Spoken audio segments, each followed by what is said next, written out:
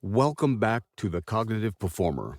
I'm Marco Rigazio, and I'm so happy you've joined me for the second episode. Last time was a little tough, I know. It was very sciencey, but you made it. I explored how neuroplasticity allows us to reshape our brains through practice, creating stronger neural pathways for our performance skills. Today, I'm diving into something that affects virtually every performer at some point: performance anxiety. Have you ever been in a voice session for an important project where suddenly your mouth goes dry, your breath becomes shallow, and your voice, the instrument you spent years training, suddenly feels like it belongs to someone else? Where your normally reliable pitch control wavers and you struggle to find the resonance and character depth you know you're capable of? What you just went through wasn't a lack of preparation or talent. It was classic performance anxiety. And it can happen to anyone, regardless of how much experience you have. The good news is that understanding the brain science behind these responses gives you powerful tools to manage them. In today's episode, I'll explore exactly what happens in your brain and body when you experience performance anxiety, and how these changes specifically affect your voice. You'll learn why trying harder often makes anxiety worse, and I'll share evidence-based techniques that can help you regulate your nervous system before and during your recording session. By the end of the episode, you'll have a practical pre-recording routine that you can use to transform anxiety from your enemy into your ally. So whether you're dealing with audition nerves, session jitters, or that critical inner voice that sometimes shows up in the booth, this episode will give you both the understanding and the tools to perform at your best, even under pressure.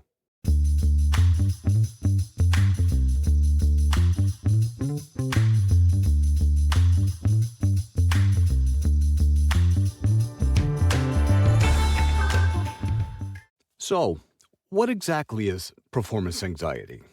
Well, at its core, it's your body's natural response to a high stakes situation. When you believe that something important is on the line, like that big audition or session with a dream client, your brain triggers a cascade of responses designed to help you perform under pressure. For voice actors specifically, performance anxiety shows up in several distinct ways. You might notice changes in your vocal quality, tremors or shakiness, especially on sustained notes or during quiet moments. Your pitch control might become less reliable, making it harder to hit those specific emotional notes your character needs. Or you might find your breath support suddenly compromised, leaving you feeling like you can't get enough air to complete your phrases naturally. What's particularly challenging about performance anxiety for voice actors is that our instrument is our body. Unlike a guitarist who can still play while nervous, your voice directly reflects your internal state.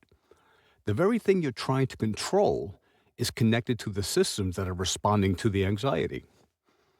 Now, it's important to understand that experiencing performance anxiety doesn't mean you're unprepared or unprofessional. Even the most experienced voice actors deal with this at various times in their career. What separates professionals isn't the absence of anxiety, it's how they understand and manage it. And here's a critical distinction I want you to understand. Not all performance arousal is negative. That flutter of excitement before a session, the heightened awareness, the surge of energy, these can actually enhance your performance when channeled correctly. It's when this arousal crosses into overwhelming territory that it becomes problematic. Throughout this episode, I'll be using the term performance anxiety. But remember that this same phenomenon goes by many names: stage fright, nerves, jitters, or what musicians sometimes call red light fever when the recording light comes on. Whatever you call it, the underlying mechanisms are the same, and so are the strategies to manage it effectively. So now that we have an overarching view of what performance anxiety is, let's dig a little deeper. What do you say? Okay, let's explore what's actually happening in your brain and body when performance anxiety hits. Now remember, understanding these mechanisms gives you power over them. So when you perceive a situation as high stakes, like that important audition or session, your brain's threat detection system activates. At the center of this response is a small almond-shaped structure called the amygdala. You may have heard of it. Think of your amygdala as your brain's security guard, constantly scanning for potential threats. When it detects something it perceives as threatening, even if that threat is just the possibility of criticism or making a mistake, it triggers your body's fight or flight response. This happens incredibly fast.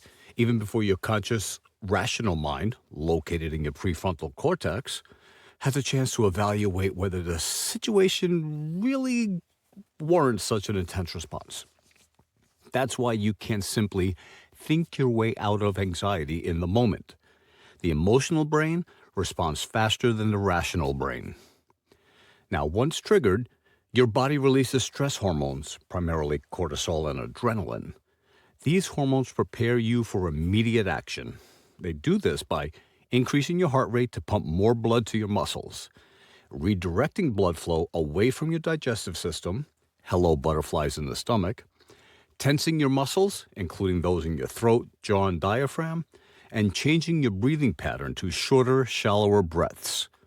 For voice actors, these physiological changes directly impact your instrument in several critical ways.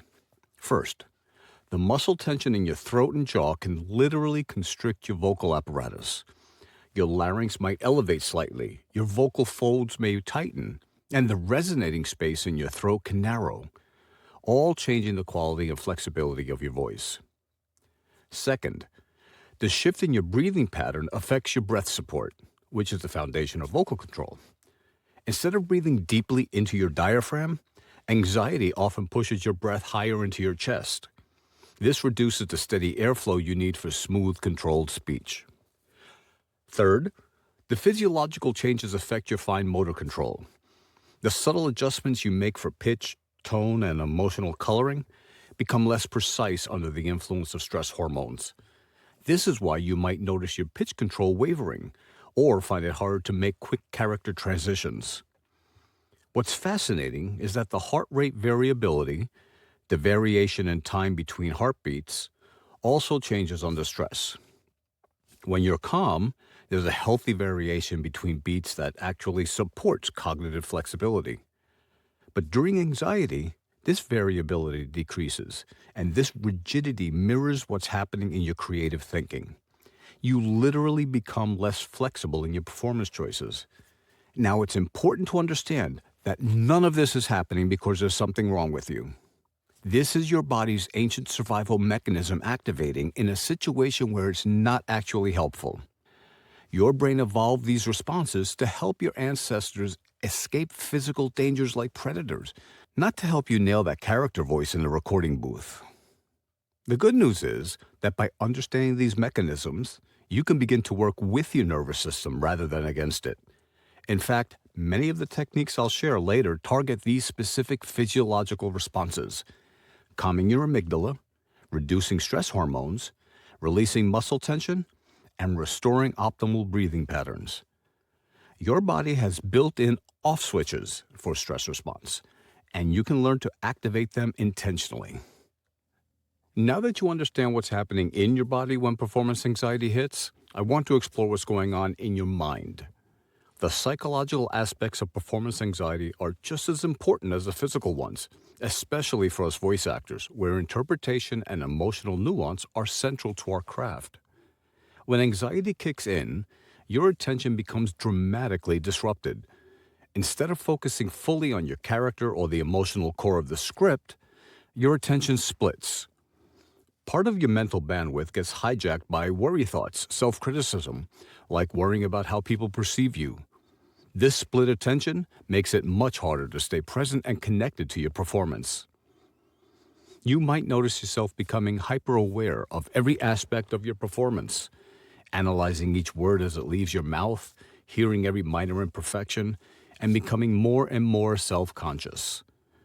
This self-monitoring creates an interesting challenge. The closer you monitor your performance, the less natural it becomes. It's like watching yourself walk. Suddenly, something that should be automatic becomes awkward. Performance anxiety also significantly impacts your working memory, that mental workspace where you hold and manipulate information in real time.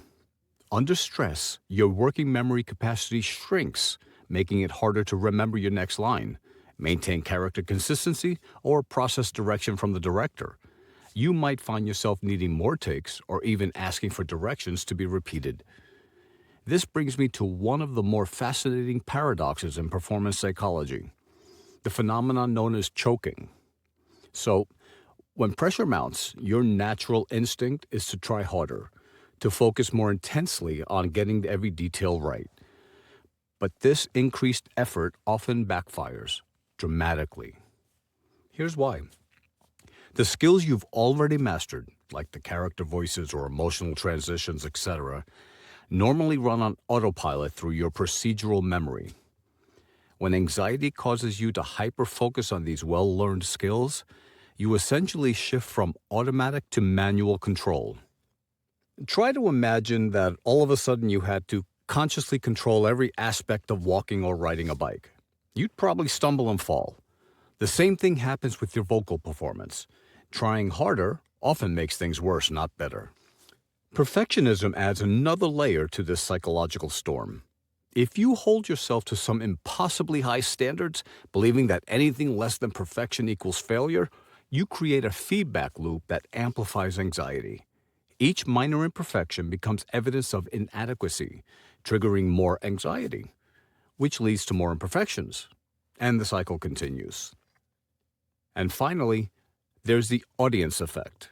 As a voice actor, you rarely perform for a large audience, but that doesn't mean you're free from audience pressure. The director, engineer, or other actors in the session all become your audience.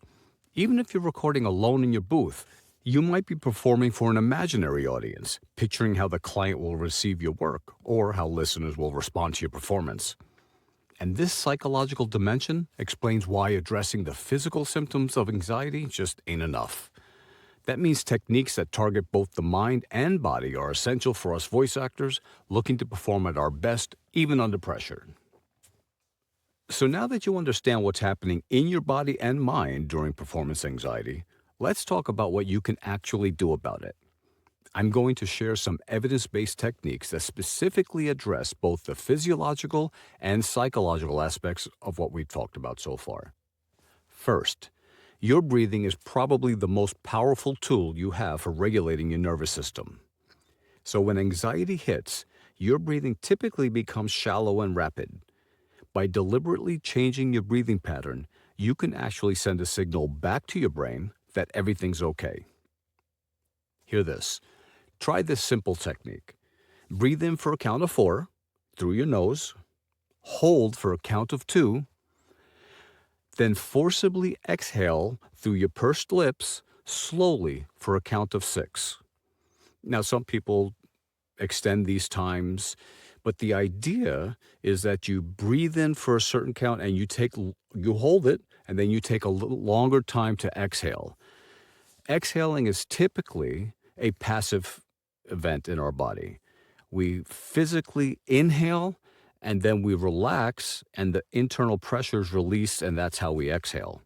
But if you consciously force the air to come back out for at least 6 seconds, maybe 8 seconds, and you keep the lips pursed, after about 90 seconds or so, you're going to feel really good about this. That longer exhale activates something called your parasympathetic nervous system. That's basically your body's natural calming response. So physiologically what happens is it reduces those stress hormones that we talked about earlier, and it helps to release tension in your vocal cords. Another exercise that's really effective is progressive muscle relaxation, and we tailor it specifically for the voice. Start by gently tensing, then releasing the muscles in your face, jaw, neck, and shoulders, all those areas that directly affect vocal quality. Pay special attention to your jaw, which tends to hold a ton of tension during anxiety. By physically releasing these areas, you directly counteracting the muscle tensions that anxiety creates. Now let's talk about the mental game. There's something called cognitive reframing, and it's a powerful technique. This is where you change how you interpret your physical symptoms. Instead of thinking, I'm so nervous, I'm going to mess this up, try reframing it as, I'm excited and energized and ready to go. This isn't just positive thinking. It actually changes how your brain processes these sensations. Research does show that trying to suppress anxiety often makes it worse.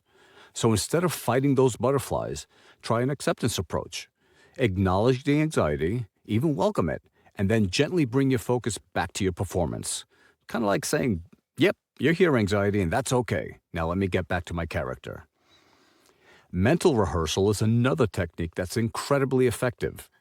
Before your session, take a few minutes to vividly imagine yourself performing with ease and skill. Visualize the studio. Hear your voice flowing naturally. Feel the satisfaction of nailing the performance. When you do this regularly, you're actually creating neural pathways that support successful performance under pressure. Now, for a long-term benefit, there's a lot to be said for exposure therapy principles. This is basically gradual, controlled exposure to performance situations. Maybe you start by recording yourself, then move to performing for others, then a small group, and so on. Working with a coach in a group workout session, and if you can find it, a mock live directed session is fantastic. Each positive experience reinforces that you can handle the pressure, making future anxiety less intense. Mindfulness practice is also a game changer for many of us. Just 10 minutes a day of mindfulness meditation can increase your ability to notice anxiety without being hijacked by it. It's like building a mental muscle that helps you stay present even when anxiety shows up.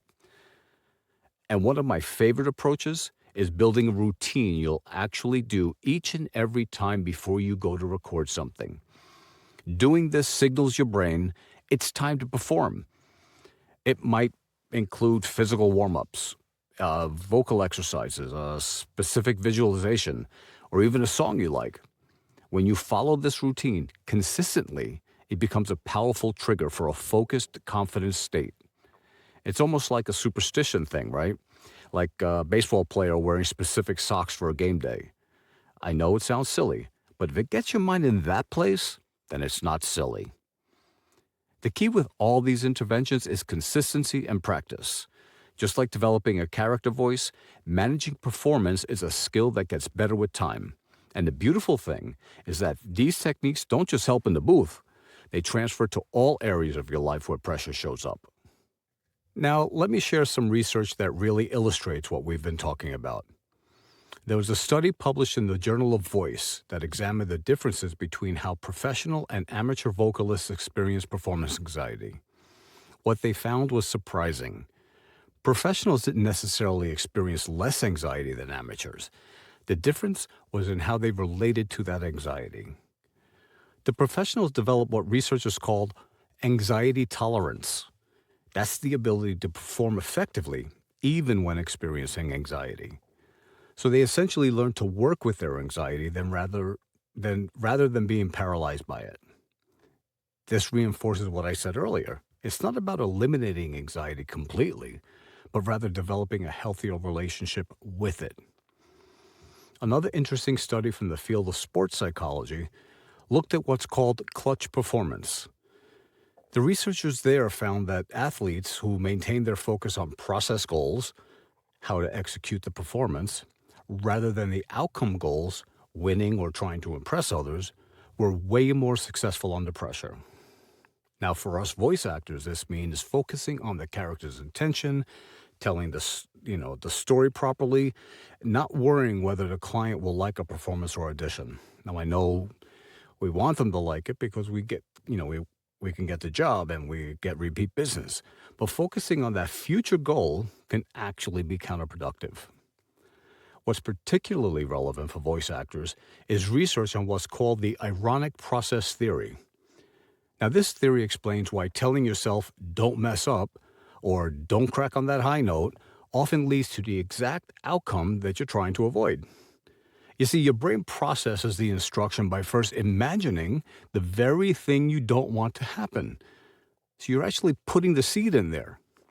Now, under stress, the mental control system that would normally prevent that outcome becomes weakened, making the outcome more likely.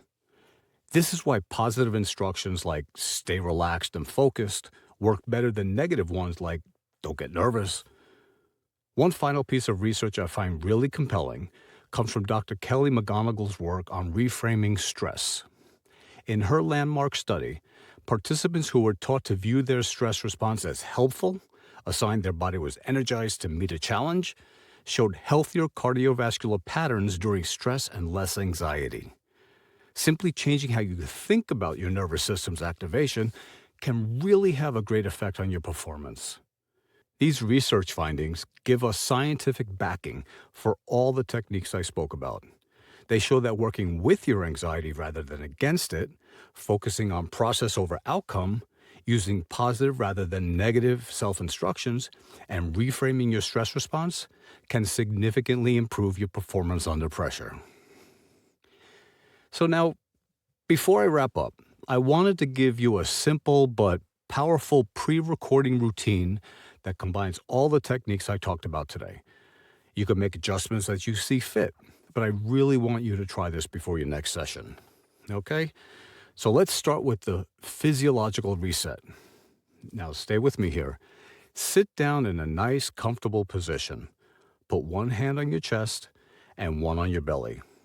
Breathe in through your nose for a count of 4, feeling your abdomen expand. Hold for a count of 2.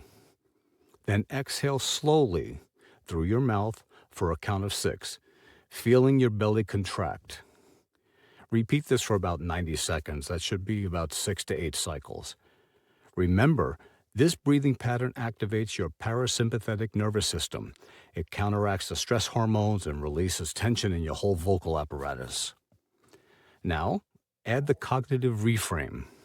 As you continue breathing, acknowledge any anxious thoughts or sensations you may have without judgment.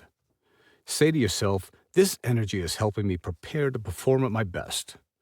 Remind yourself that the physical sensations of excitement and anxiety are nearly identical. It's your interpretation that makes the difference. Now move to a quick voice-specific relaxation. Gently release tension in your jaw by massaging that hinge just below your ears at the back of your jaw. Roll your shoulders back and down.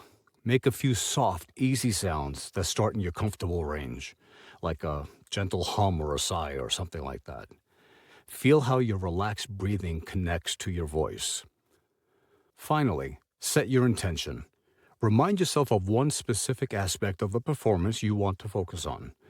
Perhaps the emotional truth of the character, the clarity of your articulation, or the pacing of your delivery. This process-focused goal gives your mind something productive to engage with instead of worry. This entire routine should take less than 5 minutes, but can dramatically shift both your physiological state and your mindset before recording. You can adapt it for different contexts, too.